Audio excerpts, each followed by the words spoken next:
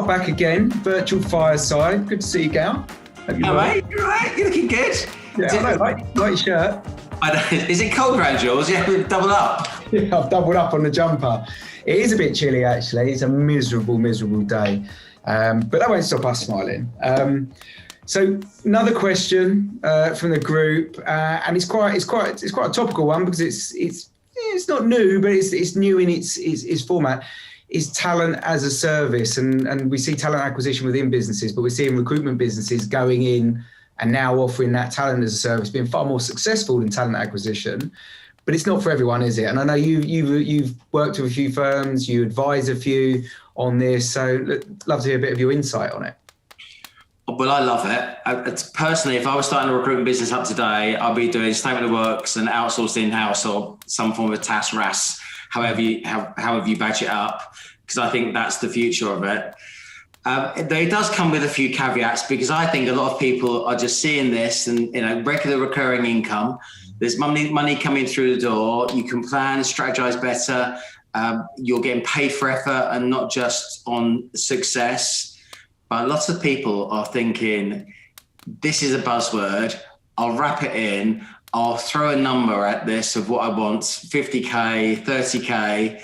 I then decide whether the person works on my site or the client sites, and that will do. And it just fails. And it's worse than that. I think people, if they don't think it through properly, they don't think this is a service that's going to add significant value, and they haven't got the infrastructure and the pulling power to deliver this, they're doing their brand harm and mischief. So through the businesses that I'm working with, talent as a service or recruitment as a service, it answers a specific question. One that's, I won't give it away, but understanding what that specific question is massively important.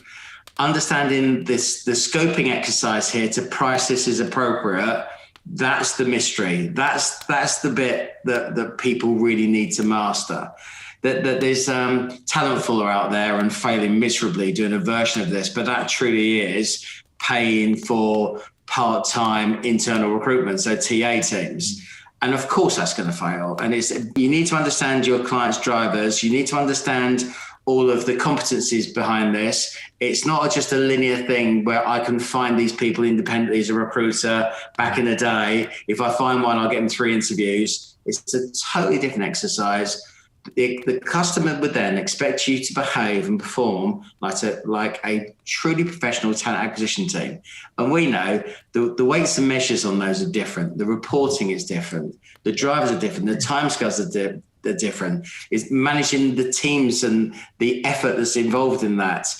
Being able to pull on the business that you're working on behalf of to actually just deliver the outcome that you want. And that might be turning around activity quickly enough, make sure offers get out at the right time, presenting the brand in the right way, is the brand proposition right? So this comes together. If you get it right, oh my God. But you've been doing this forever, right? So you've done versions and flavors of this long before TAS, RAS, Fast Bass was ever mentioned. Yeah, I've done it a long time ago. I mean, I actually even sold an MSP business, and we ran within that was more social care and the housing associations. Done it in IT, done it in other markets. And you're right. If you get it wrong, it's a really, really expensive mistake. And I will hold my hands up and say that when we built our first MSP, and this was 15 years ago, we wasted a lot of time, a lot of effort, a lot of money. And I think you need to make sure that you're saving money and you've got an efficient service. You should be far more efficient than any internal recruitment team. All right, that just should be your definition of being a recruiter. Otherwise, why are we doing it? And more effective. But you've got to balance that quality with finances as well. Saving money is one thing. You don't want to get into the public sector trap where they've had some of their MSPs that have driven margins down to silly levels, but procurement, as we know in Haringey with child deaths and Doncaster and Birmingham all saw them, you drive down those rates and you get a poor quality of service. So there is a lot of balance that needs to go on because at the end of the day, you, me, clients, we're requiring something. We want the best price, fair and equitable price, but we also want the best product, the best person. And you've got to get that balance right. 100%. The cost of hiring and actually building out a team, the cost of talent isn't just the cost of recruitment. That's one small element of it. It's the training, it's the nurturing, it's the environment. If the only focus that you have is saving costs on recruitment fees, well, then this is probably the wrong solution for you. Yeah. If you're going to do a proper SaaS, RaaS service, outsourced in-house service, super niche, if you went generic tech, that's still probably too broad. We use things such as skills gap analysis when we were doing our scoping exercise. We used environment mapping. I set up a recruitment solution for the world's largest independent education schools in Dubai, in the UK, in New York, in India, in Africa. Now those schools are very, very different. So I couldn't have this spec for a head teacher, a senior leader, and they look this certain way. We had to do the environment map within that workplace, understand what that environment was like, so we could match competency, skills, and individuals. Because the more you have to go through the interview process and keep sending candidates, the more money it costs you.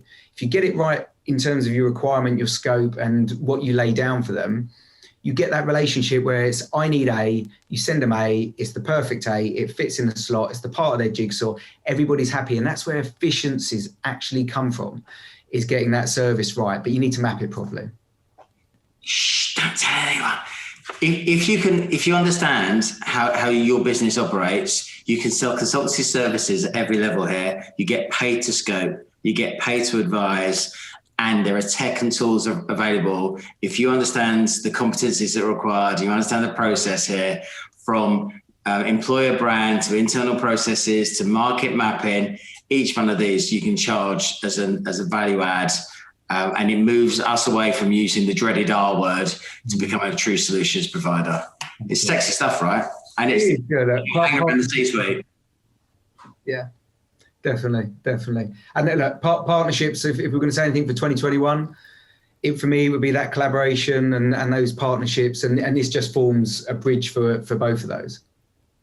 Well, I think we should not tell anybody anything more. They have to join the RDLC for the secret sauce. Very much so, yeah. There is lots more to know, yeah. Yeah, there isn't.